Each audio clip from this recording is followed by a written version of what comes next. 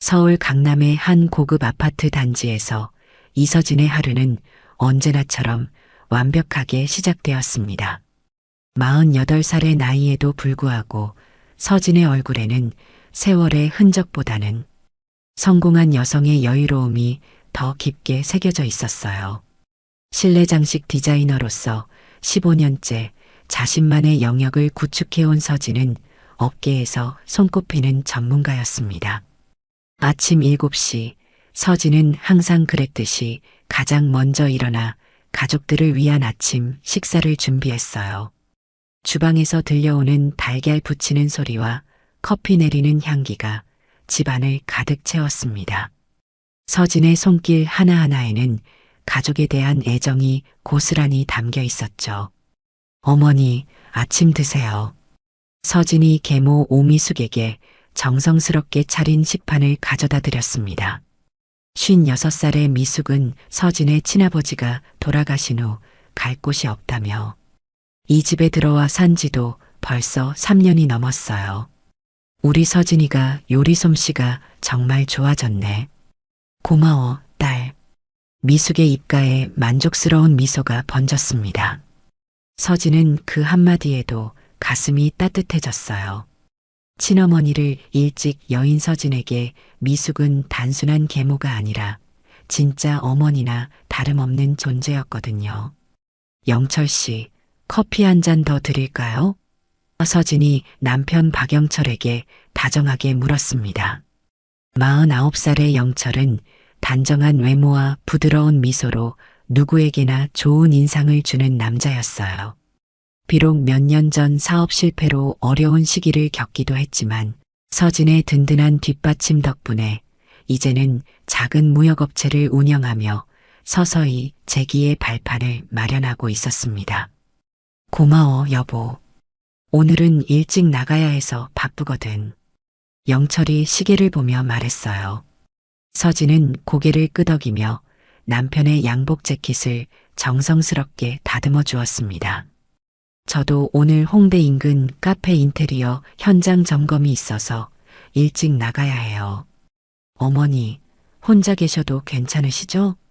서진의 목소리에는 늘 상냥함이 묻어 있었습니다. 괜찮다, 괜찮아. 너희 일 때문에 신경 쓰지 말고.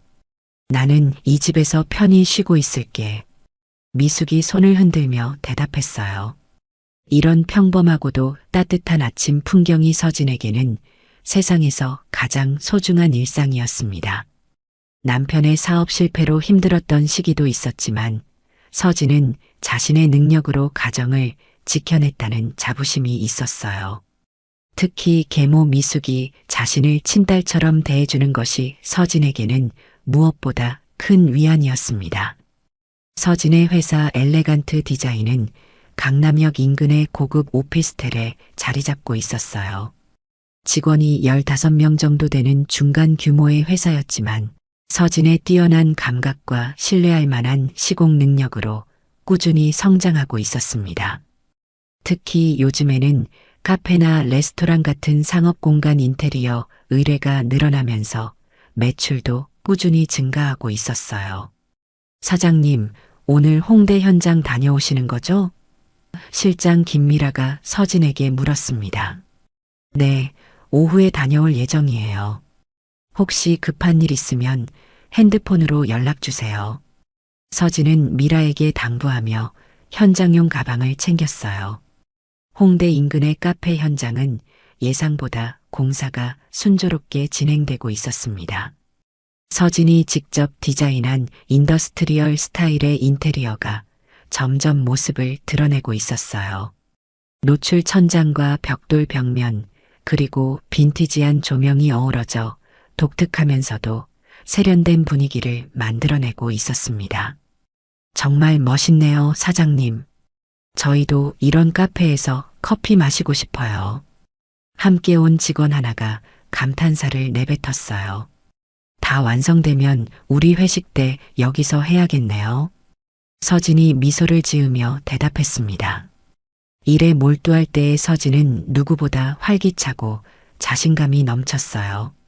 현장 점검을 마치고 회사로 돌아온 서진은 남은 업무들을 정리했습니다. 새로운 프로젝트 견적서, 검토, 직원들과의 미팅, 고객 상담까지 하루 종일 바쁜 시간을 보냈어요. 하지만 서진은 이런 바쁜 일상이 충실하고 만족스러웠습니다. 저녁 7시가 넘어서야 서진은 집으로 향할 수 있었어요. 평소보다 조금 늦은 시간이었지만 집에 가면 미숙과 영철이 기다리고 있을 거라는 생각에 마음이 따뜻해졌습니다. 가족이 있는 집, 그곳이야말로 서진에게는 진정한 안식처였거든요. 어머니, 영철 씨, 저 왔어요. 서진이 현관문을 열며 밝게 인사했습니다. 하지만 평소와 달리 집안이 조용했어요. 어머니? 서진이 다시 불러봤지만 대답이 없었습니다. 거실을 살펴보니 미숙의 모습은 보이지 않았고 영철의 구두도 현관에 없었어요. 서진은 냉장고 앞에 붙어 있는 메모지를 발견했습니다. 미숙의 글씨였어요. 서진아, 갑자기 교회 집사님이 급한 일이 있다고 해서 나갔다. 저녁은 냉장고에 있는 반찬으로 해결하렴. 영철이는 늦는다고 하더라. 서진은 어깨를 살짝 들썩였어요. 가끔 이런 일이 있긴 했지만 오늘따라 왠지 집이 더 썰렁하게 느껴졌습니다. 서진은 간단히 혼자 저녁을 해결하고 거실 소파에 앉아 텔레비전을 켰어요. 밤 10시가 넘어서야 영철이 돌아왔습니다. 평소보다 훨씬 늦은 시간이었어요. 여보, 왜 이렇게 늦었어요? 서진이 현관으로 나가 영철을 맞이했습니다. 아, 거래처 사장님이랑 저녁 식사가 길어졌어. 미안해. 영철의 표정이 조금 피곤해 보였어요. 그럼 씻고 쉬세요. 많이 피곤하시죠? 서진이 영철의 재킷을 받아들며 말했습니다. 재킷에서 약간의 술 냄새가 났지만 거래처 접대라면 충분히 이해할 만한 일이었어요. 어머니는 언제 들어오셨어요? 영철이 물었습니다. 아직 안 들어오셨어요. 교회 일로 나가셨는데 좀 늦으시네요. 서진이 대답했어요. 그때 현관문이 열리는 소리가 들렸습니다. 미숙이 돌아온 모양이었어요. 어머니, 늦으셨네요. 많이 피곤하시죠? 서진이 반갑게 맞이했습니다. 응, 조금 피곤하네. 교회 일이 생각보다 오래 걸렸어. 미숙의 얼굴에도 피로감이 역력했어요. 너희는 저녁 먹었니? 네, 저는 집에서 간단히 해 먹었고 영철 씨는 거래처 분과 식사하셨대요. 서진이 설명했습니다. 그래, 다행이네. 그럼 난 먼저 들어가서 쉴게. 미숙이 자신의 방으로 들어갔어요. 평범한 하루가 이렇게 마무리되는 듯 했습니다. 서진은 영철이 샤워하는 동안 내일 입을 옷을 준비해 두었어요. 영철의 양복을 정리하다가 세탁소에 맡겨야 할 옷들을 골라냈습니다. 다음 날 아침 서진은 영철의 양복 2벌을 들고 집 근처 세탁소로 향했어요. 단골 세탁소 사장님은 서진을 보자 반갑게 인사했습니다. 이 사장님 또 오셨네요. 남편분 양복이죠?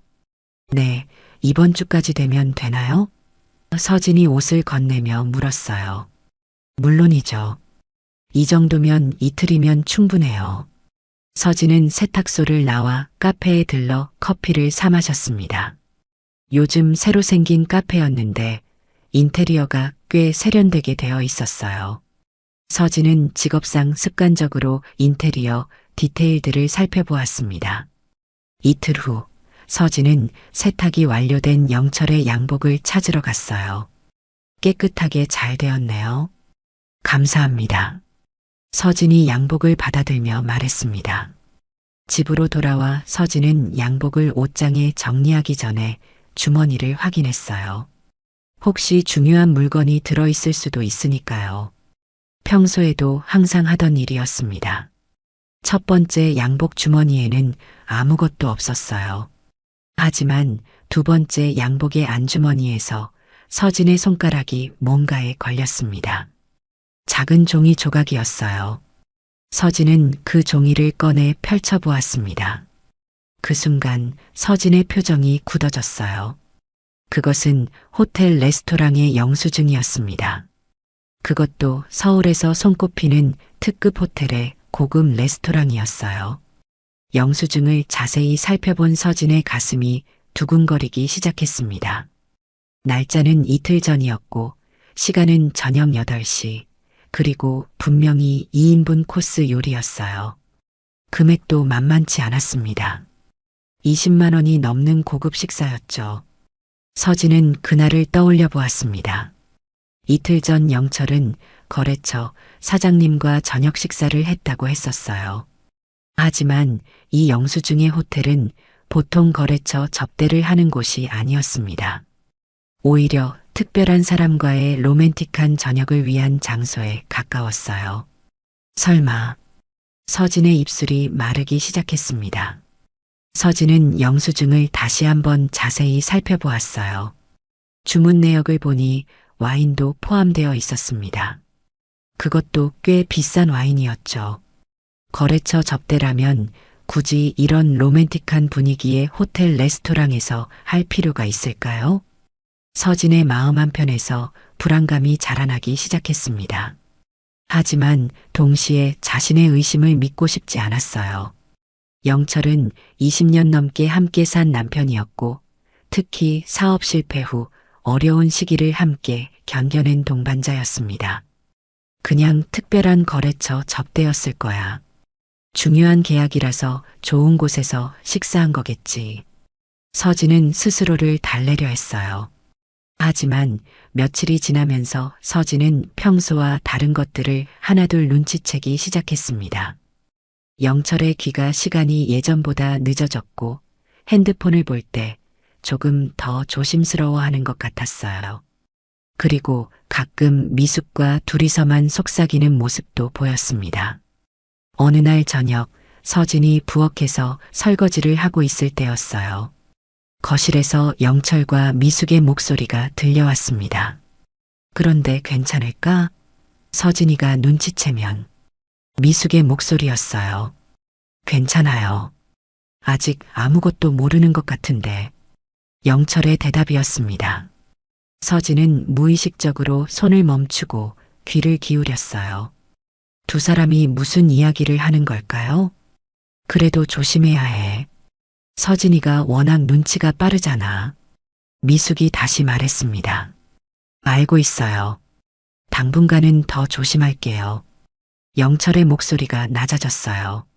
서진의 가슴이 철렁 내려앉았습니다. 두 사람이 자신 몰래 무언가를 감추고 있다는 게 분명했어요. 그것도 자신이 알면 안 되는 뭔가를 말이죠.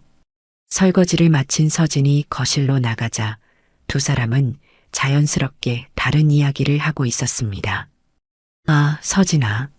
설거지 다 했어? 미숙이 평소와 다름없이 밝게 물었어요. 네, 어머니. 뭘 그렇게 재미있게 이야기하고 계셨어요? 서진이 일부러 밝은 목소리로 물었습니다. 아, 그냥 교회 이야기였어. 별거 아니야. 미숙이 손을 흔들며 대답했어요. 하지만 서진의 예민해진 감각에는 뭔가 어색한 분위기가 느껴졌습니다. 영철도 평소보다 어색하게 웃고 있었어요. 그날 밤 서진은 잠이 오지 않았습니다. 침대에 누워서 천장을 바라보며 온갖 생각이 머릿속을 맴돌았어요. 호텔 영수증, 늦어지는 귀가 시간, 그리고 방금 전 들은 수상한 대화까지. 모든 게 우연의 일치일 수도 있지만 뭔가 석연치 않은 느낌이 들었습니다. 설마 영철 씨가. 서진은 그 생각을 끝까지 하지 못했어요. 남편의 불륜이라니 상상하고 싶지 않은 일이었습니다. 다음 날부터 서진은 무의식적으로 영철과 미숙의 행동을 관찰하기 시작했어요.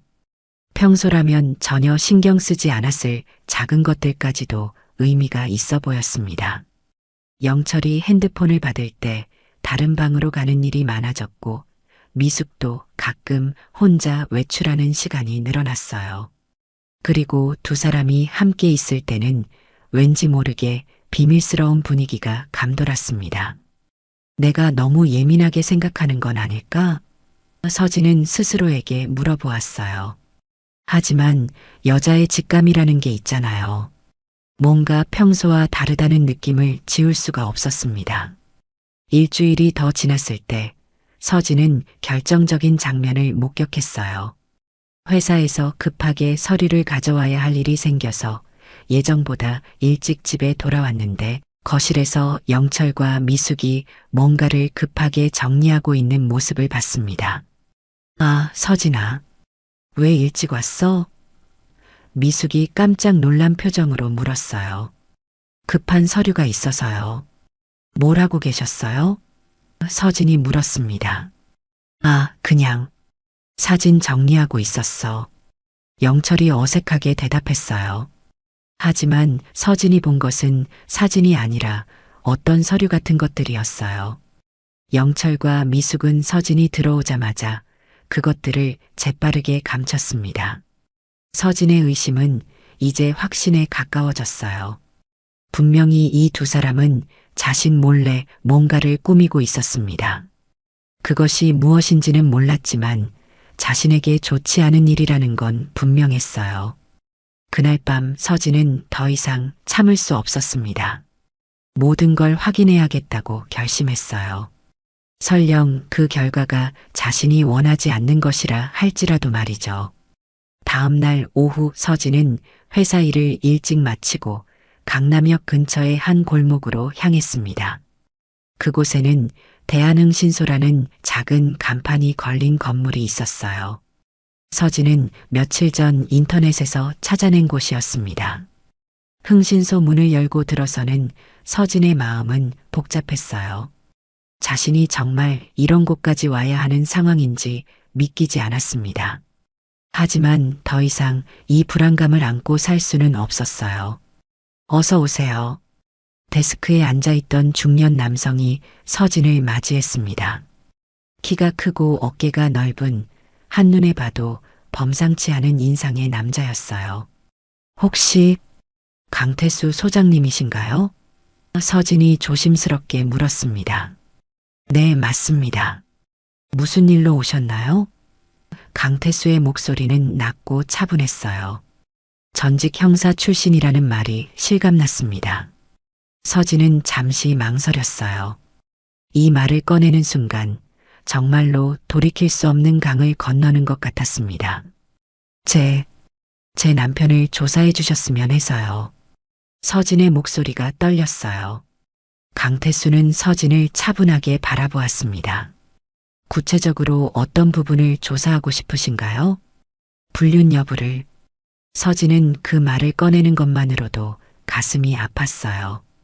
강태수는 고개를 끄덕이며 메모장을 꺼냈습니다. 남편분 성함과 기본 정보를 알려주시겠어요? 서진은 영철의 인적사항을 하나씩 알려주었어요. 이름, 나이, 직업, 주요 동선까지. 자신의 남편에 대한 정보를 낯선 사람에게 넘겨주는 일이 이렇게 괴로울 줄은 몰랐습니다. 그런데 이 사장님, 혹시 특별히 의심되는 상대가 있으신가요? 강태수가 물었어요. 서진은 잠시 망설였습니다. 미숙에 대한 의심을 말해야 할까요? 하지만 아직은 확실하지 않았어요.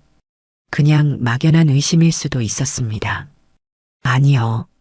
그냥 전반적으로 조사해 주세요. 서진이 대답했어요. 강태수는 고개를 끄덕였습니다. 알겠습니다. 그런데 이런 조사는 시간이 좀 걸리고 비용도 만만치 않습니다. 그래도 하시겠어요? 비용은 얼마나 될까요? 서진이 물었어요. 보통 일주일에서 열흘 정도 걸리고 300만 원에서 500만 원 정도 됩니다. 조사 범위에 따라 달라지죠. 강태수가 설명했습니다. 서진은 잠시 생각에 잠겼어요. 적지 않은 금액이었지만 이 불안감을 해결하기 위해서라면 감당할 수 있었습니다. 알겠습니다. 진행해 주세요. 서진이 결심한 듯 말했어요. 그런데 한 가지 미리 말씀드릴 게 있어요. 강태수의 표정이 진지해졌습니다. 이런 조사 결과가 항상 의뢰인이 원하는 방향으로 나오는 건 아닙니다. 때로는 알고 싶지 않았던 진실이 드러날 수도 있어요. 그래도 괜찮으시겠어요? 서진의 가슴이 다시 두근거렸어요. 하지만 이미 결심한 일이었습니다. 네, 어떤 결과든 받아들이겠습니다. 서진이 단호하게 말했어요. 계약서에 서명하고 성금을 지불한 후 서진은 흥신소를 나섰습니다. 바깥은 여전히 평범한 일상이 흘러가고 있었지만 서진의 마음은 이미 돌이킬 수 없는 길로 접어들고 있었어요. 집으로 돌아가는 길, 서진은 복잡한 심정이었습니다. 한편으로는 진실을 알게 될 것이라는 안도감이 있었지만 다른 한편으로는 그 진실이 자신의 삶을 완전히 바꿔놓을 수도 있다는 두려움이 있었어요. 영철 씨가 정말 바람을 피우고 있을까? 서진은 스스로에게 물어보았어요. 아직도 믿고 싶지 않았습니다. 하지만 모든 상황이 그쪽으로 흘러가고 있는 것 같았어요. 집에 도착했을 때 영철은 아직 돌아오지 않았고 미숙만 거실에서 텔레비전을 보고 있었어요. 서진아, 일찍 왔네. 어디 갔다 왔어? 미숙이 자연스럽게 물었습니다. 아, 그냥 시내에 볼 일이 있어서요. 서진이 대답했어요. 평소와 다름없이 행동하려고 노력했지만 마음은 편하지 않았습니다. 저녁을 준비하면서 서진은 강태수의 말을 계속 떠올렸어요. 알고 싶지 않았던 진실이 드러날 수도 있다는 그 말이 마음에 걸렸습니다. 정말 그런 일이 일어날까요? 영철이 돌아온 것은 밤 9시쯤이었어요. 평소보다는 그리 늦지 않은 시간이었지만 서진에게는 모든 것이 의심스러워 보였습니다. 여보, 저녁은? 영철이 평소처럼 물었어요. 냉장고에 있어요. 데워드릴까요? 서진이 대답했습니다. 아니야, 간단히 먹을게. 오늘 점심을 늦게 먹어서 별로 배고프지 않아. 영철이 말했어요. 서진은 영철의 표정을 유심히 살펴보았어요. 평소와 다른 점이 있는지 확인하려고 했습니다.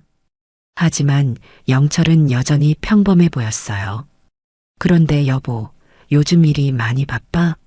서진이 조심스럽게 물었습니다. 응, 좀 그래. 새로운 거래처가 생겨서 신경 쓸 일이 많아졌어.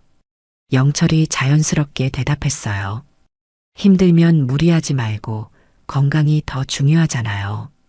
서진이 걱정스럽게 말했습니다. 고마워, 여보. 알고 있어. 영철이 서진의 어깨를 가볍게 두드렸어요. 이런 평범한 대화조차 이제는 서진에게 의심스럽게 들렸습니다. 정말 새로운 거래처 때문일까요? 아니면 다른 이유가 있는 걸까요? 그날 밤 서진은 또다시 잠을 이루지 못했어요.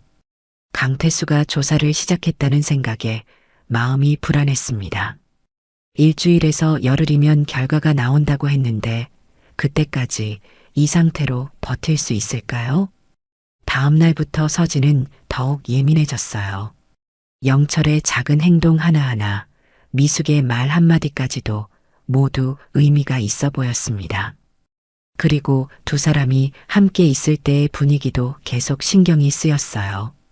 사흘째 되던 날 강태수에게서 첫 번째 전화가 왔습니다. 이 사장님, 예비조사 결과를 말씀드리려고 연락했어요. 강태수의 목소리였어요. 서진의 심장이 쿵쾅거렸습니다. 네, 말씀해 주세요. 일단 남편분이 정기적으로 만나는 사람이 있는 것 같습니다. 하지만 아직 누구인지는 확실하지 않아요. 좀 더 시간이 필요할 것 같아요. 강태수가 설명했어요. 그럼 정말 바람을 피우고 있다는 말씀이신가요? 서진의 목소리가 떨렸어요. 아직 단정할 수는 없지만 그럴 가능성이 높아 보입니다. 계속 조사해서 확실한 증거를 잡아보겠습니다. 강태수가 신중하게 말했어요. 전화를 끊은 서진은 한동안 멍하니 앉아 있었어요. 예상했던 일이지만 실제로 들으니까 충격이 컸습니다. 영철이 정말 다른 사람과 만나고 있다니 믿고 싶지 않았어요. 그런데 그 사람이 누굴까? 서진은 혼잣말했어요. 젊고 예쁜 여자일까요? 아니면 영철의 과거 연인일까요? 온갖 상상이 머릿속을 어지럽혔습니다. 그날 저녁 서진은 영철을 보는 시선이 달라져 있었어요. 여전히 자신에게 다정하게 대하는 남편이지만 뭔가 낯설게 느껴졌습니다. 20년 넘게 함께 산 사람인데 이렇게 모르는 면이 있었다니요. 여보, 무슨 생각해? 영철이 물었어요. 아무것도 아니에요. 그냥 회사 일 때문에요. 서진이 어색하게 웃으며 대답했습니다. 하지만 영철도 뭔가 눈치챈 것 같았어요. 서진의 표정이 평소와 다르다는 걸 알아차린 모양이었습니다. 요즘 많이 피곤해 보여. 무리하지 말고 좀 쉬어. 영철이 걱정스럽게 말했어요. 그 말이 진심일까요? 아니면 자신의 비밀을 감추기 위한 연기일까요? 서진은 더 이상 구분할 수 없었어요. 일주일이 지났을 때 강태수에게서 또 다른 전화가 왔습니다. 이 사장님, 중요한 정보를 하나 얻었어요. 직접 만나서 이야기하는 게 좋을 것 같은데 언제 시간 되세요? 강태수의 목소리에 긴장감이 배어 있었어요. 지금 당장이라도 괜찮아요. 무슨 일인가요? 서진이 급하게 물었습니다. 전화로는 말하기 어려운 내용이에요. 사무실로 오실 수 있나요? 강태수가 말했어요. 서진은 급하게 회사 일을 정리하고 흥신소로 향했습니다.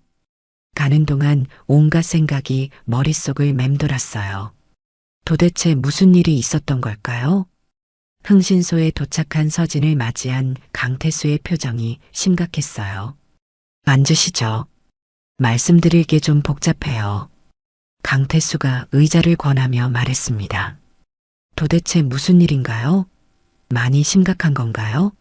서진이 불안하게 물었어요. 강태수는 잠시 망설이다가 입을 열었습니다. 남편분이 만나는 상대를 어느 정도 특정했어요. 그런데요? 서진이 재촉했어요. 그 상대가 이 사장님과 아주 가까운 사람일 가능성이 높습니다. 강태수가 조심스럽게 말했어요. 서진의 얼굴이 창백해졌어요. 가까운 사람이라니 누구를 말씀하시는 거예요? 정확하게 확인하려면 이 사장님이 직접 확인하는 수밖에 없어요. 내일 저녁에 남편분이 그 사람을 만날 예정이거든요. 강태수가 설명했어요. 그럼 제가 직접 따라가서 봐야 한다는 말씀이신가요? 서진의 목소리가 떨렸어요. 네, 그게 가장 확실한 방법이에요. 물론 충격적일 수도 있지만 진실을 알기 위해서는 어쩔 수 없어요. 강태수가 진지하게 말했습니다. 서진은 잠시 고민했어요. 정말 직접 확인해야 할까요? 하지만 여기까지 왔는데 중도에 포기할 수는 없었습니다. 알겠어요. 어떻게 하면 될까요? 서진이 결심한 듯 말했어요. 내일 저녁 7시에 남편분이 집을 나설 겁니다. 그때 따라가시면 돼요. 제가 미리 위치를 알려드릴게요. 강태수가 구체적으로 설명했어요. 집으로 돌아오는 길, 서진의 마음은 복잡했어요. 내일이면 모든 진실이 밝혀질 텐데 과연 그 진실을 받아들일 준비가 되어 있을까요?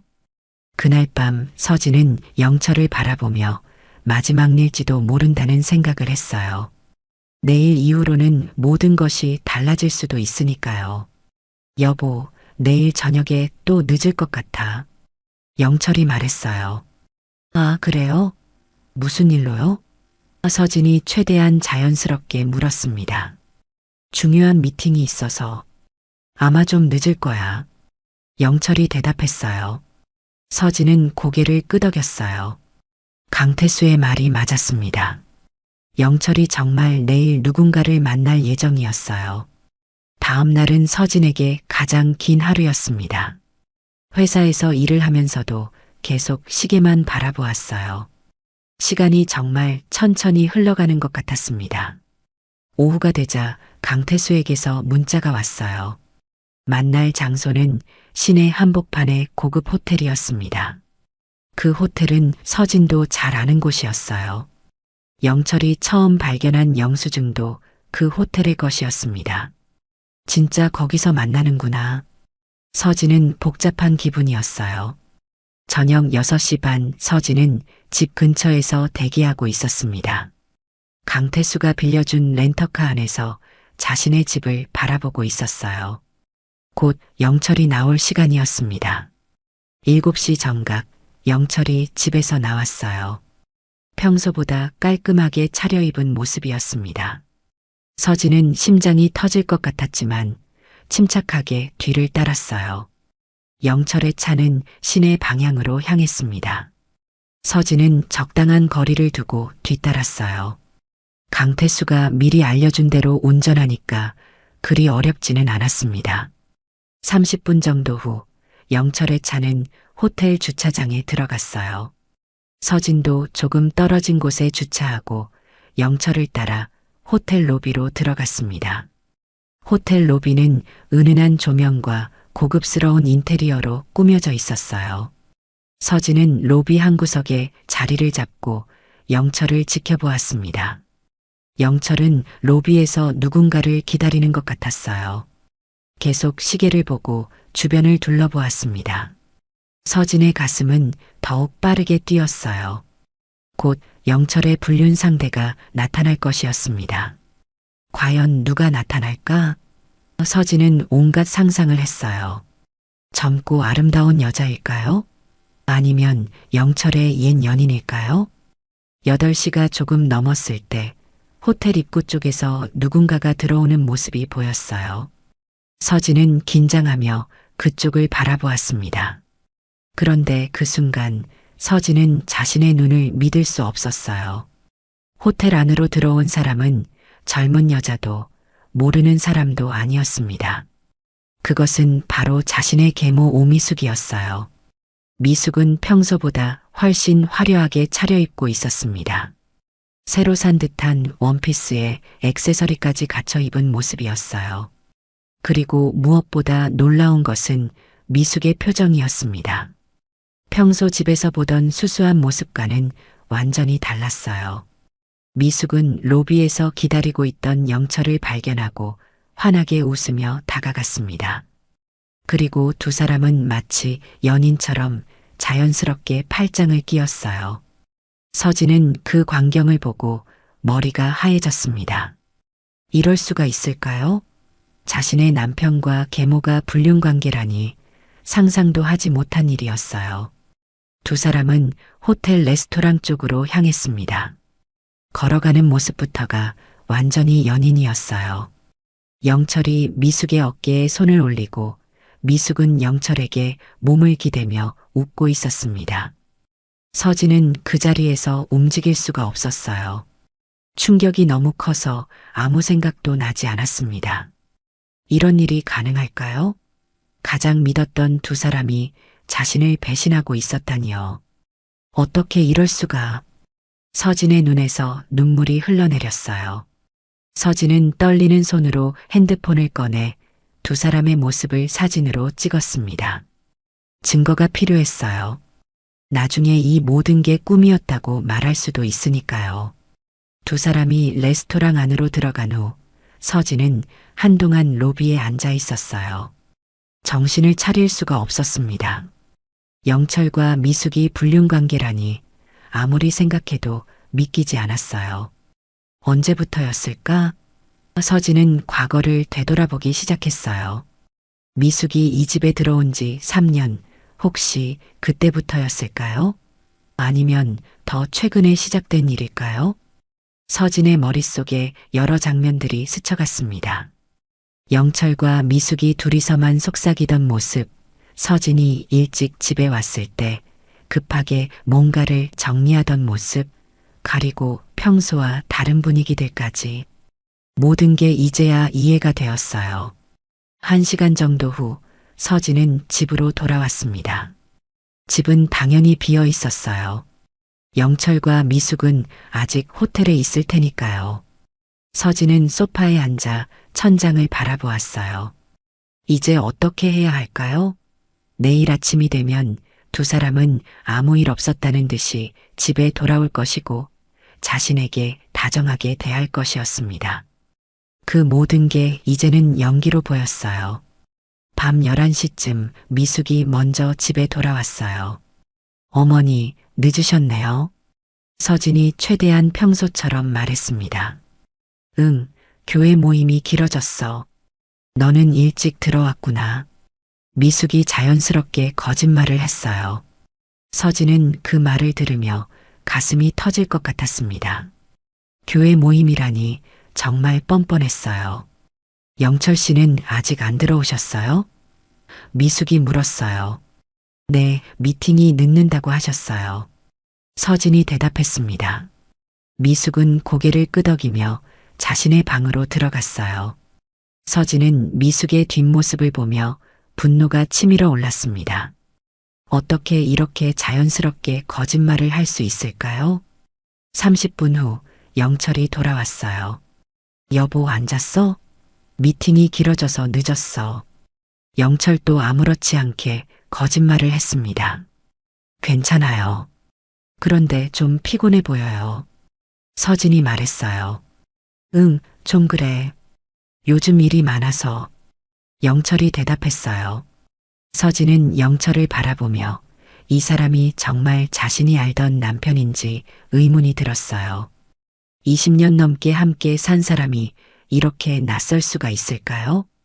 그날 밤 서진은 전혀 잠을 이루지 못했어요. 영철과 미숙의 모습이 계속 머릿속에 맴돌았습니다. 그리고 앞으로 어떻게 해야 할지 고민이 되었어요. 다음 날 아침 서진은 평소처럼 아침을 준비했습니다. 하지만 마음은 전혀 평상시와 달랐어요. 영철과 미숙을 보는 시선이 완전히 달라져 있었습니다. 아침 맛있게 드세요. 서진이 억지로 웃으며 말했어요. 고마워, 서진아. 역시 우리 딸이 최고야. 미숙이 다정하게 말했습니다. 그 말을 들은 서진은 속이 뒤틀렸어요. 딸이라고? 딸의 남편과 바람을 피우면서 무슨 딸이라는 말인가요? 여보, 오늘은 일찍 들어올 수 있을 것 같아. 영철이 말했어요. 그래요? 그럼 좋겠네요. 서진이 대답했습니다. 하지만 서진의 마음속에는 이미 분노가 끓어오르고 있었어요. 이 상황을 언제까지 참고 있어야 할까요? 회사에 도착한 서진은 강태수에게 전화를 걸었습니다. 어제 확인하셨죠? 어떠셨어요? 강태수가 물었어요. 정말 믿을 수 없었어요. 제 계모였어요. 서진의 목소리가 떨렸습니다. 역시 그렇군요. 사실 조사 과정에서 어느 정도 예상했었거든요. 강태수가 말했어요. 이제 어떻게 해야 할까요? 당장 따져야 할까요? 서진이 물었어요. 섣불리 행동하시면 안 됩니다. 좀 더 확실한 증거를 모아야 해요. 그리고 이 사장님의 재산이나 회사에 대한 부분도 확인해 봐야 할 것 같고요. 강태수가 조언했습니다. 재산이요? 무슨 말씀이신가요? 서진이 의아해했어요. 불륜이 단순히 감정적인 문제만은 아닐 수도 있거든요. 이 사장님 회사나 재산을 노리는 것일 수도 있어요. 강태수가 설명했습니다. 서진은 그 말에 또 다른 충격을 받았어요. 설마 그런 것까지 계획한 일일까요? 좀 더 조사해 보시죠. 그리고 당분간은 모르는 척 하시는 게 좋을 것 같아요. 강태수가 당부했습니다. 알겠어요. 하지만 정말 힘들 것 같아요. 서진이 한숨을 쉬었어요. 힘드시겠지만 조금만 더 참으세요. 제대로 된 복수를 하려면 완벽한 증거가 필요해요. 강태수가 격려했습니다. 그렇게 서진의 이중 생활이 시작되었어요. 겉으로는 아무것도 모르는 척하면서 속으로는 분노와 배신감으로 가득한 나날들이었습니다. 며칠 후 강태수에게서 또 다른 충격적인 소식이 전해졌어요. 이 사장님 급하게 만나야 할 것 같아요. 중요한 걸 발견했거든요. 강태수의 목소리가 긴급했어요. 서진은 급하게 흥신소로 향했습니다. 또 무슨 일이 있었을까요?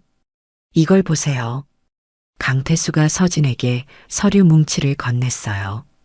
서진이 서류를 들여다보는 순간 얼굴이 창백해졌습니다. 그것은 자신의 회사 계좌에서 돈이 빠져나간 내역이었어요. 이게 뭐예요? 서진이 떨리는 목소리로 물었어요. 남편분과 계모분이 이 사장님 회사 자금을 빼돌리고 있었어요. 벌써 몇 달째 계속되고 있었던 것 같아요. 강태수가 설명했습니다. 서진은 그 말을 듣고 현기증이 났어요. 불륜도 모자라서 회사 돈까지 빼돌리고 있었다니요. 얼마나 됩니까? 서진이 간신히 물었어요. 지금까지 약 3억 원 정도 되는 것 같아요. 그리고 계속 늘어나고 있고요. 강태수가 심각하게 말했습니다. 서진은 그 자리에 주저앉을 뻔했어요. 3억 원이라니 회사 운영자금의 상당 부분이었습니다. 어떻게 이런 일이? 서진이 말을 잇지 못했어요. 남편분이 이 사장님의 도장과 통장을 어떻게 구했는지는 모르겠지만 아마 계모분이 도와준 것 같아요. 강태수가 추측했습니다. 서진은 그제야 모든 퍼즐이 맞춰지는 것을 느꼈어요. 영철과 미숙이 둘이서만 속삭이던 이유, 급하게 뭔가를 정리하던 모습, 모든 게 이것 때문이었어요. 이제 어떻게 해야 할까요? 서진이 절망적으로 물었어요. 일단 더 많은 증거를 모아야 해요. 그리고 이 사장님이 원한다면 완전히 응징할 수 있는 방법도 있어요. 강태수의 눈에 결의가 서렸어요. 응징이요? 서진이 물었어요. 네, 법적으로도 사회적으로도 완전히 매장시킬 수 있어요. 하지만 이 사장님이 그걸 원하는지 먼저 확인해야겠죠. 강태수가 말했습니다. 서진은 잠시 생각에 잠겼어요. 정말 그렇게 해야 할까요? 하지만 이 정도로 배신당했는데 가만히 있을 수는 없었어요. 해주세요. 완전히 응징해주세요. 서진의 목소리에 분노가 담겼어요. 알겠습니다. 그럼 계획을 세워보죠. 강태수가 고개를 끄덕였습니다. 그날부터 서진과 강태수는 완벽한 복수를 위한 계획을 세우기 시작했어요. 모든 증거를 모으고 법적 절차를 준비하고 사회적으로도 완전히 매장시킬 방법을 찾았습니다. 한편 서진은 집에서 더욱 완벽하게 연기를 해야 했어요. 영철과 미숙에게는 아무것도 모른다는 표정을 지어야 했습니다. 여보, 요즘 표정이 좀 어두워 보여. 무슨 일 있어? 영철이 어느 날 물었어요. 아니에요. 그냥 회사 일 때문에 좀 스트레스 받고 있어요. 서진이 대답했습니다. 너무 무리하지 말고 힘들면 말해. 내가 도와줄 수 있는 건 도와줄게. 영철이 다정하게 말했어요. 그 말을 들은 서진은 속으로 비웃었어요. 도와주기는커녕 회사 돈을 빼돌리고 있으면서 무슨 도움이라는 말인가요? 고마워요. 괜찮을 거예요. 서진이 억지로 웃으며 말했습니다. 미숙도 마찬가지였어요. 겉으로는 서진을 걱정하는 척하면서 뒤로는 영철과 바람을 피우고 있었습니다. 서진아, 요즘 많이 힘들어 보이는데 괜찮니? 미숙이 물었어요. 네, 어머니. 괜찮아요. 서진이 대답했어요. 우리 딸이 너무 고생이 많네. 몸 조심해야 해. 미숙이 걱정하는 척했어요. 서진은 그런 미숙을 보며 구역질이 났어요. 어떻게 이렇게 뻔뻔할 수 있을까요? 시간이 흘러 서진의 생일이 다가왔습니다. 49번째 생일이었어요.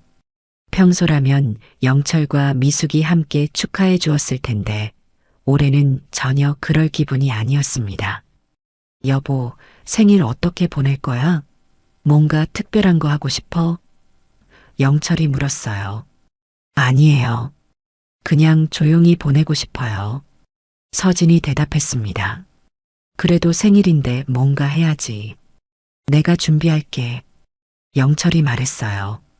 서진은 고개를 저었어요. 정말 괜찮아요. 요즘 피곤해서 일찍 쉬고 싶어요. 하지만 강태수에게서 전화가 왔어요. 이 사장님 생일 파티 하세요. 강태수가 말했어요. 왜요? 전혀 그럴 기분이 아닌데요. 서진이 대답했습니다. 이번이 기회예요. 모든 걸 끝낼 수 있는 완벽한 타이밍이에요. 강태수가 설명했습니다. 무슨 말씀이신가요? 서진이 궁금해했어요. 생일 파티에 중요한 사람들을 모두 초대하세요. 회사 직원들, 거래처 사람들, 친구들까지. 그리고 그 자리에서 모든 진실을 공개하는 거예요. 강태수가 구체적으로 설명했습니다. 서진은 그 아이디어에 깜짝 놀랐어요. 정말 그렇게 할 수 있을까요? 그런데 괜찮을까요? 너무 충격적이지 않을까요? 서진이 걱정했어요. 그래야 완전한 응징이 되는 거예요. 법적 처벌과 함께 사회적으로도 완전히 매장시키는 거죠. 강태수가 단호하게 말했습니다. 서진은 잠시 고민했어요. 정말 그렇게 해야 할까요? 하지만 이 정도로 배신당했는데 조용히 넘어갈 수는 없었어요. 알겠어요. 해보죠. 서진이 결심했습니다. 그럼 준비를 시작하시죠. 모든 증거를 정리해서 발표할 수 있게 준비하겠어요. 강태수가 말했습니다. 그날부터 서진은 생일 파티 준비에 들어갔어요. 하지만 이번에는 축하가 목적이 아니라 복수가 목적이었습니다. 여보, 갑자기 생일 파티를 하겠다고? 무슨 일이야? 영철이 의외라는 표정으로 물었어요. 그냥 올해는 특별하게 보내고 싶어서요. 많은 사람들과 함께 축하하고 싶어요. 서진이 대답했습니다. 좋은 생각이야. 내가 도와줄 수 있는 건 도와줄게. 영철이 기꺼이 말했어요. 미숙도 마찬가지였어요. 우리 딸 생일을 성대하게 치르겠다니 정말 좋은 생각이야. 내가 음식 준비 도와줄게. 서진은 두 사람의 반응을 보며 씁쓸하게 웃었어요. 자신들이 무너질 판을 직접 도와주고 있다는 걸 전혀 모르고 있었습니다. 파티 장소는 호텔 연회장으로 정했어요. 영철과 미숙이 불륜을 저지른 바로 그 호텔이었습니다. 서진은 의도적으로 그곳을 선택했어요. 초대장을 발송하기 시작했습니다. 회사 직원들, 주요 거래처 사람들, 친구들, 그리고 주변의 모든 지인들까지 총 50명 정도의 사람들을 초대했어요. 이렇게 많은 사람을 초대해 비용이 만만치 않을 텐데 영철이 걱정했어요. 괜찮아요. 특별한 날이니까요. 서진이 대답했습니다. 사실 서진에게는 이 파티가 정말 특별한 의미였어요. 자신의 새로운 인생을 시작하는 기념일이 될 테니까요. 파티 준비가 진행되면서 강태수도 마지막 준비를 하고 있었어요. 모든 증거를 정리하고 발표할 자료를 만들고 법적 절차도 준비했습니다. 이 사장님, 정말 확실히 하시겠어요? 한번 시작하면 돌이킬 수 없어요. 강태수가 마지막으로 확인했어요. 네, 확실해요. 이제 더 이상 참을 수 없어요. 서진이 단호하게 말했습니다. 알겠습니다. 그럼 내일 파티에서 모든 걸 끝내죠. 강태수가 말했습니다. 생일 당일 서진은 일찍 일어나 준비를 시작했어요. 평소보다 더 정성스럽게 화장을 하고 가장 아름다운 드레스를 골라 입었습니다. 오늘은 정말 특별한 날이니까요. 와, 여보. 정말 아름다워. 오늘 주인공다워. 영철이 감탄했어요. 고마워요. 서진이 미소 지었습니다. 하지만 그 미소 뒤에는 차가운 결의가 숨어 있었어요. 서진아, 정말 예쁘다. 우리 딸이 최고야. 미숙도 칭찬했어요. 서진은 그 말을 들으며 마지막이라고 생각했어요. 오늘 이후로는 더 이상 이런 거짓된 다정함을 보지 않아도 될 거예요. 저녁 6시 호텔 연회장에 사람들이 하나둘 모이기 시작했어요. 서진의 회사 직원들, 거래처 사람들, 친구들까지 많은 사람들이 축하하러 왔습니다. 사장님, 생일 축하드려요. 직원들이 꽃다발을 건네며 인사했어요. 고마워요. 와주셔서 정말 감사해요. 서진이 밝게 인사했습니다. 영철과 미숙도 주인 행세를 하며 사람들을 맞이했어요. 마치 자신들이 서진의 가장 든든한 지원자인 것처럼 행동했습니다. 우리 와이프가 정말 대단해요. 자수성가한 성공한 여성이에요. 영철이 거래처 사람들에게 자랑했어요. 서진이는 제가 친딸처럼 키웠어요. 정말 자랑스러운 딸이에요. 미숙도 사람들에게 말했습니다. 서진은 그런 두 사람을 보며 곧 그 표정이 어떻게 변할지 궁금했어요. 파티가 무르익을 무렵 서진이 무대에 올라갔어요. 마이크를 잡은 서진의 손이 약간 떨렸지만 마음은 단단했습니다. 안녕하세요.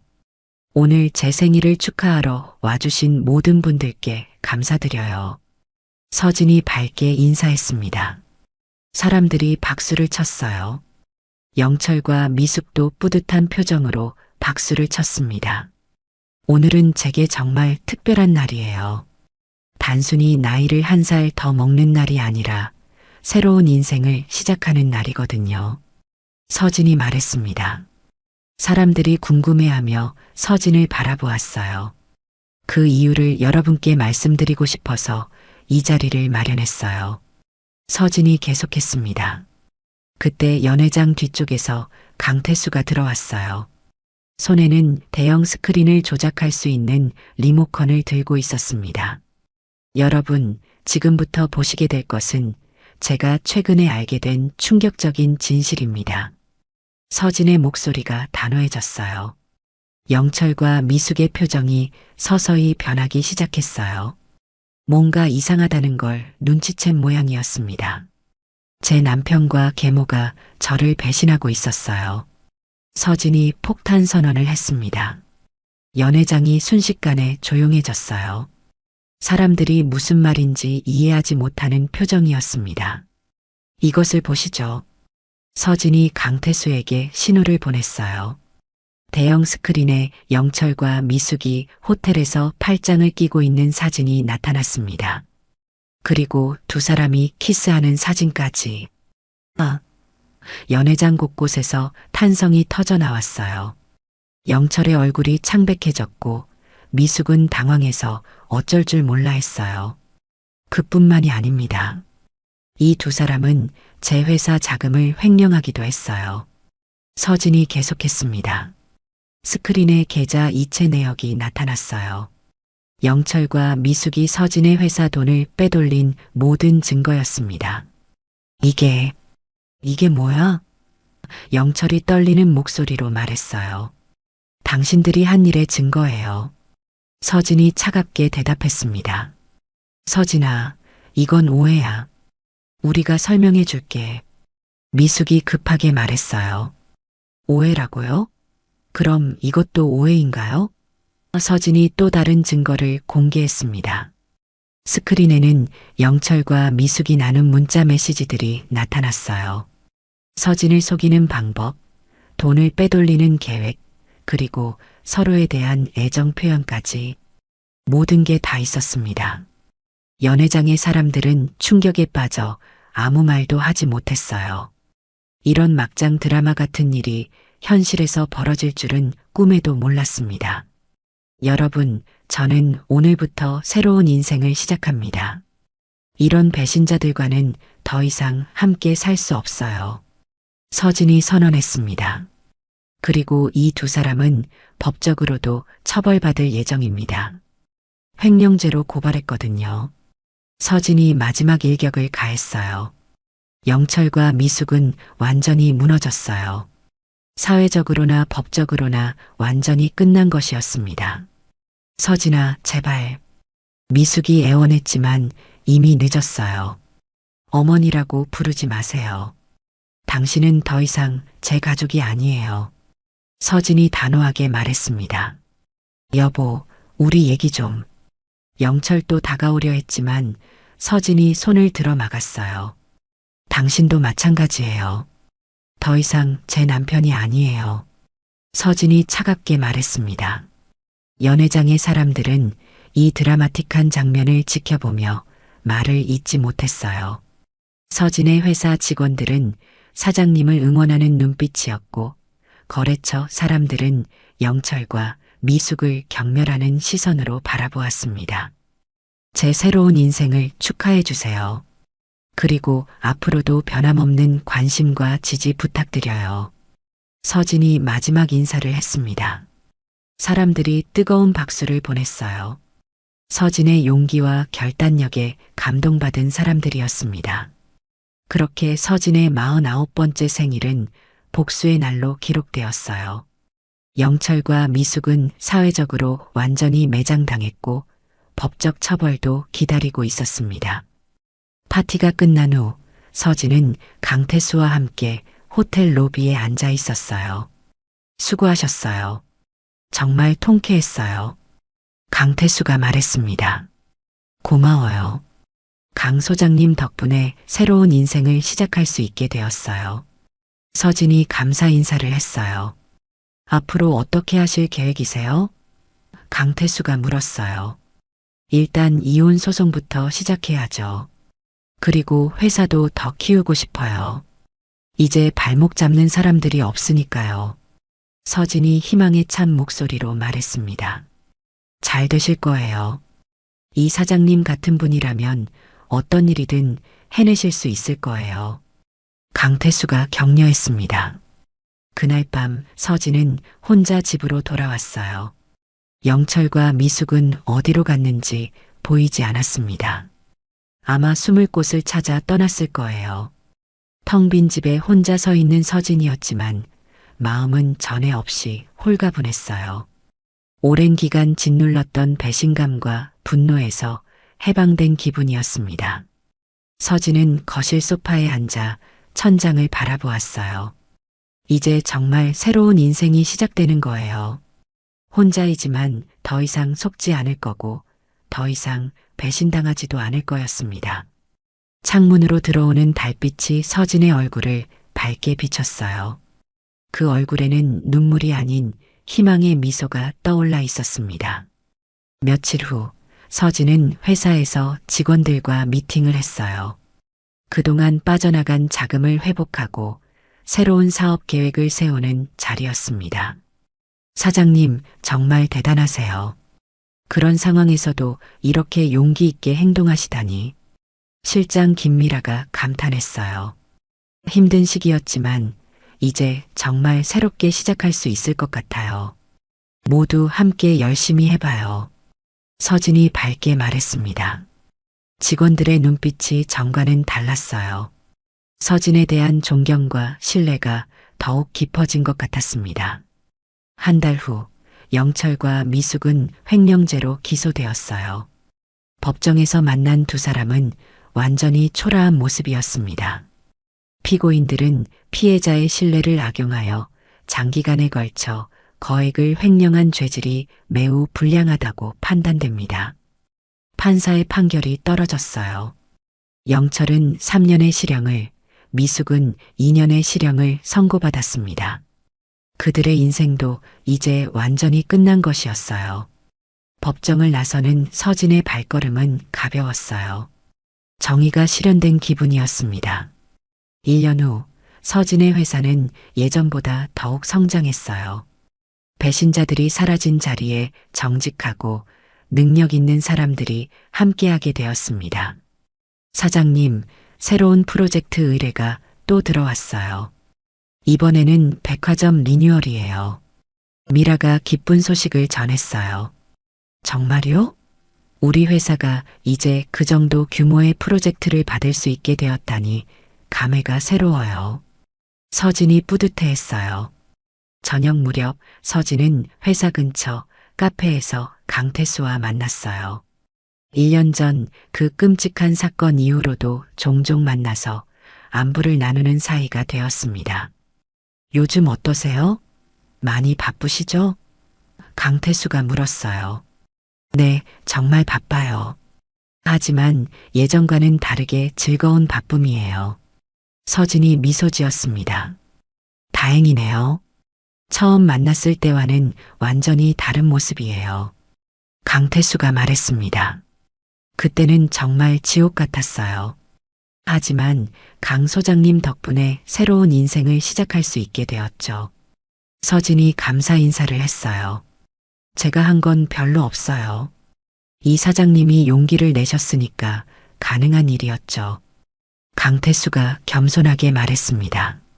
두 사람은 잠시 조용히 커피를 마셨어요. 창밖으로는 석양이 지고 있었고 도시의 불빛들이 하나둘 켜지기 시작했습니다. 그런데 후회는 안 하세요? 가족이었던 사람들을 그렇게 처벌한 거? 강태수가 조심스럽게 물었어요. 서진은 잠시 생각하더니 고개를 저었어요. 전혀요. 진짜 가족이라면 그런 배신을 하지 않았을 거예요. 오히려 이제야 진정한 자유를 얻은 기분이에요. 그럼 다행이네요. 새로운 만남은 없으세요? 강태수가 웃으며 물었어요. 아직은 혼자가 편해요. 일에 집중하고 싶고 제 자신을 더 발전시키고 싶어요. 서진이 대답했습니다. 좋은 생각이에요. 충분히 준비가 되면 좋은 사람을 만나실 수 있을 거예요. 강태수가 격려했습니다. 그날 밤 혼자 집으로 돌아온 서진은 거실 소파에 앉아 지난 1년을 돌아보았어요. 정말 파란만장한 시간이었습니다. 믿었던 사람들에게 배신당하고 절망에 빠졌다가 마침내 진실을 밝혀내고 새로운 시작을 하게 되었죠. 서진은 핸드폰을 꺼내 사진첩을 열어보았어요. 1년 전 생일 파티 사진들이 있었습니다. 모든 진실을 폭로하던 그 순간의 사진들이었어요. 당시에는 분노와 복수심으로 가득했지만 지금 보니 그것이 자신의 인생에서 가장 용기 있는 순간이었던 것 같았습니다. 정말 잘했어. 서진이 혼잣말로 중얼거렸어요. 창밖으로는 도시의 야경이 아름답게 펼쳐져 있었어요. 수많은 불빛들이 각자의 이야기를 가지고 반짝이고 있었습니다. 서진도 그 중 하나였어요. 어둠을 뚫고 다시 빛을 찾은 하나의 이야기였습니다. 49살의 새로운 인생을 시작한 서진. 더 이상 누구에게도 속지 않을 것이고 누구에게도 의지하지 않을 것이었습니다. 오직 자신의 힘으로, 자신의 의지로 살아갈 것이었어요. 서진은 내일의 일정을 확인하며 잠자리에 들었습니다. 새로운 프로젝트 미팅이 있었고 직원들과의 회의도 예정되어 있었어요. 바쁘지만 의미 있는 하루가 될 것 같았습니다. 그렇게 서진의 새로운 하루가 시작되었어요. 과거의 상처는 이제 자신을 더 강하게 만든 경험이 되었고 그 배신의 기억들은 이제 서진에게 더 이상 상처가 아니라 지혜가 되어 주었습니다. 2년이 더 흐른 어느 봄날 서진은 자신의 회사가 업계에서 손꼽히는 기업으로 성장한 것을 실감하고 있었어요. 직원 수는 30명으로 늘어났고 매출도 예전의 3배가 되었습니다. 무엇보다 서진 자신이 완전히 달라져 있었어요. 사장님, 이번 프로젝트로 저희가 드디어 대기업 계열사와도 계약하게 되었네요. 미라가 기쁜 표정으로 보고했습니다. 정말 감사한 일이죠. 모든 직원들이 열심히 해준 덕분이에요. 서진이 진심으로 말했어요. 사무실 분위기도 예전과는 완전히 달랐습니다.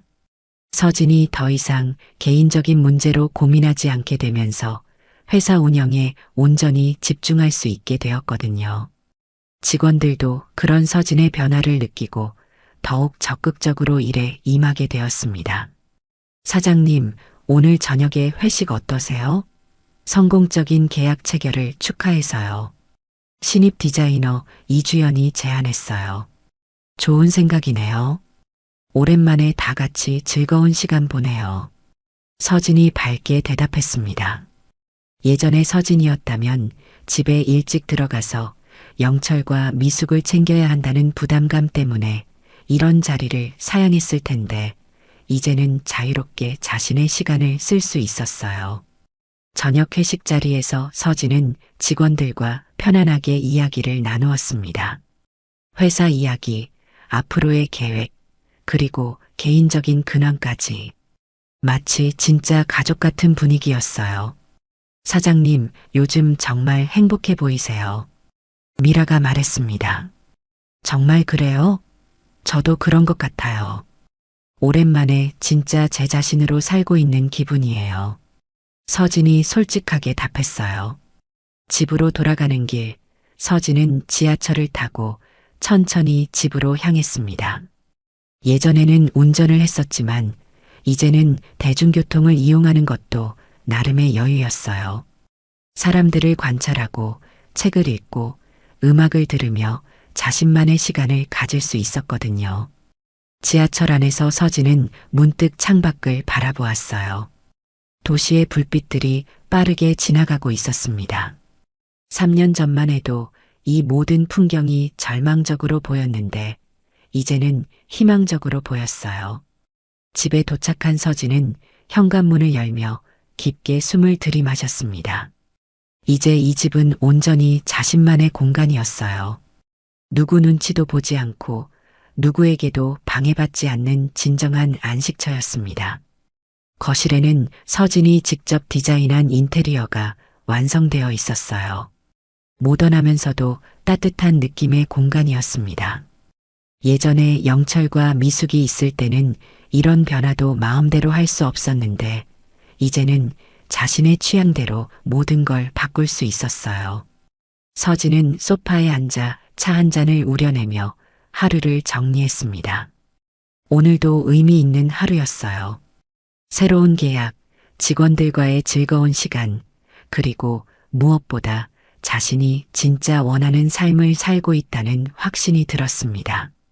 핸드폰에 메시지가 하나 왔어요. 강태수에게서였습니다.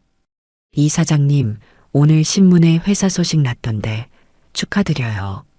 정말 대단하세요. 서진은 미소를 지으며 답장을 보냈어요. 고마워요. 강 소장님 덕분에 가능한 일이었어요. 언제 시간 되시면 식사 한번 해요. 강태수는 서진에게 단순한 의뢰인과 탐정의 관계를 넘어선 소중한 친구가 되어 있었어요. 서진의 인생에서 가장 어려운 시기에 도움을 준 사람이었고 지금도 종종 안부를 확인하며 응원해주는 고마운 존재였습니다. 주말이 되자 서진은 오랜만에 등산을 가기로 했어요. 예전에는 혼자 이런 일을 할 엄두도 내지 못했는데 이제는 혼자만의 시간이 더 소중하게 느껴졌습니다. 북한산에 올라 정상에서 서울 시내를 내려다보는 서진의 마음은 평온했어요. 저 아래 어딘가에는 영철과 미숙도 있을 텐데 이제는 그들에 대한 분노나 원망도 완전히 사라진 상태였습니다. 정말 용서하게 되는구나. 서진이 혼잣말했어요. 용서한다는 것이 그들의 행동을 정당화하거나 다시 받아들인다는 의미는 아니었어요. 다만 그 일로 인해 자신이 더 이상 상처받지 않겠다는 의미였습니다.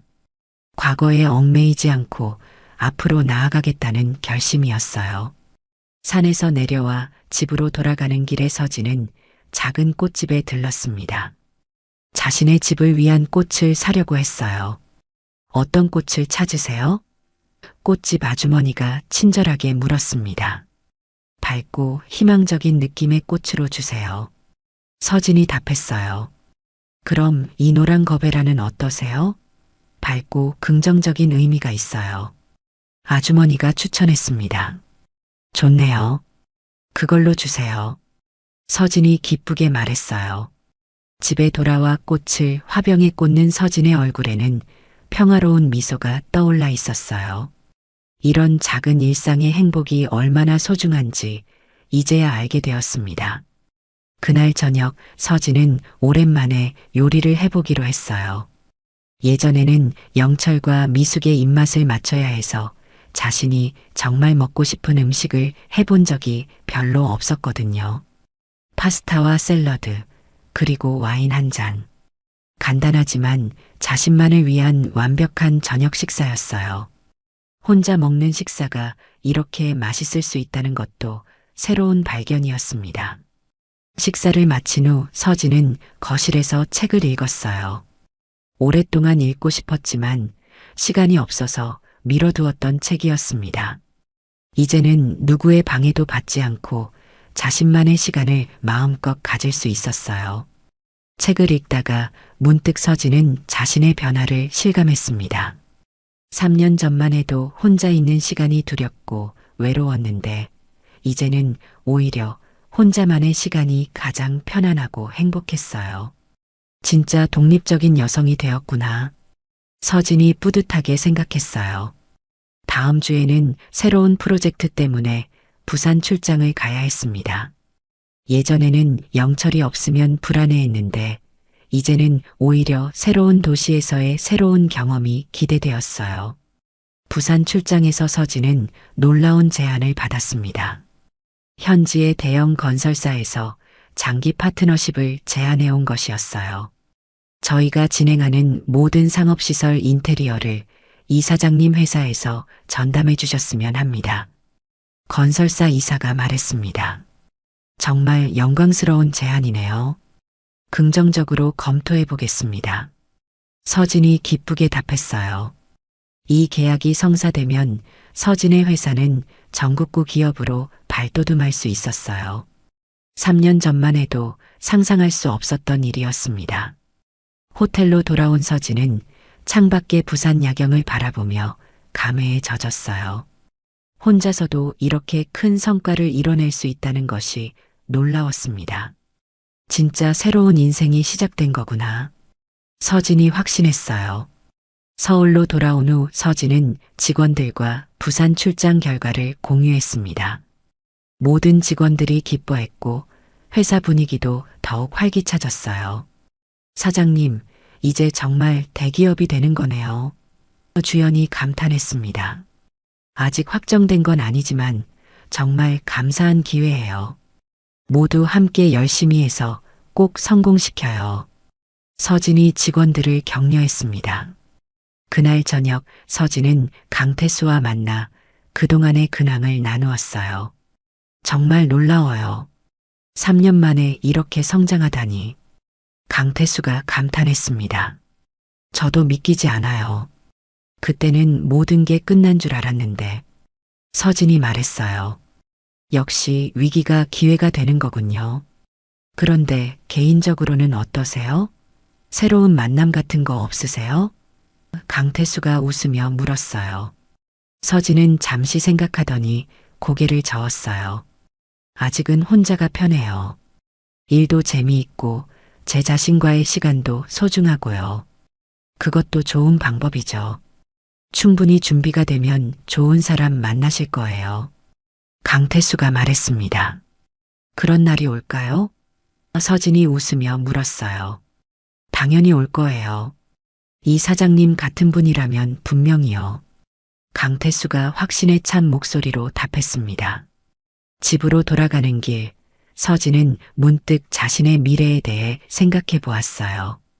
혼자여도 충분히 행복했지만 언젠가는 진짜 자신을 이해하고 사랑해주는 사람을 만날 수도 있겠죠. 하지만 그것이 전부는 아니었어요. 무엇보다 자신 스스로가 완전한 사람이 되는 것이 가장 중요했습니다. 몇 달 후 부산 건설사와의 계약이 정식으로 체결되었어요. 서진의 회사는 이제 정말로 전국구 기업이 되었습니다. 계약 체결 기념 파티에서 서진은 지난 몇 년을 돌아보며 감회가 새로웠어요. 배신과 절망에서 시작해서 이제는 성공과 희망으로 가득한 삶을 살게 되었으니까요. 정말 많은 일이 있었네요. 서진이 혼잣말했어요.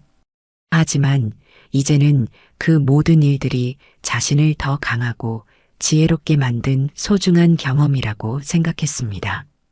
영철과 미숙의 배신이 없었다면 지금의 성공도 없었을 거예요. 파티가 끝나고 집으로 돌아온 서진은 거울 앞에 서서 자신을 바라보았어요. 50대가 된 자신의 모습은 3년 전보다 훨씬 밝고 자신감이 넘쳤습니다. 고생했어. 서진이 거울 속 자신에게 말했어요. 그리고 내일을 위한 계획을 세우기 시작했습니다. 새로운 프로젝트, 회사 확장, 그리고 자신만의 꿈들까지. 앞으로의 인생이 더욱 기대되었어요. 창밖으로는 서울의 밤 풍경이 펼쳐져 있었습니다. 수많은 불빛들이 각자의 이야기를 가지고 빛나고 있었어요. 서진도 그 중 하나였습니다. 어둠을 뚫고 다시 빛을 찾은, 그리고 이제는 더욱 밝게 빛나는 하나의 이야기였습니다. 배신자들은 자신의 집에서 사라졌지만 진정한 가족인 회사 직원들과 진실한 친구들이 서진의 새로운 가족이 되어 주었어요. 그리고 무엇보다 서진 자신이 자신의 가장 든든한 지지자가 되었습니다.